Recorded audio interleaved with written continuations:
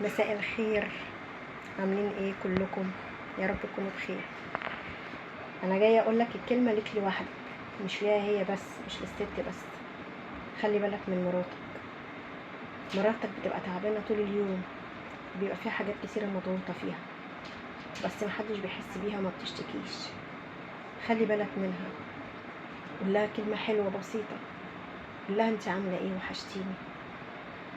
طول ما انا كنت غايب كنت بفكر فيكي. عارف الكلمه ديت ممكن تخليها تطير في الدنيا كلها، تحس انها طايره، تطير بيك. حتى لو هي زعلانه منك في حاجه مش هتفكر في الزعل، هتفكر في الكلمه الحلوه اللي طلعت منك. معلش انا عارفه ان انت بتبقى تعبان، بس استحمل عشان خاطرها. هي اكتر بني ادم بيحبك، انت كمان حسسها بحبك وبحنانك، وهي عمرها ما هتزعل منك. الست دايما بتستنى الكلمه الحلوه، لانها بتتعب قوي في كل حاجه هي بتعملها في بيتها. تستنى منك انت، لان هي بتحبك انت.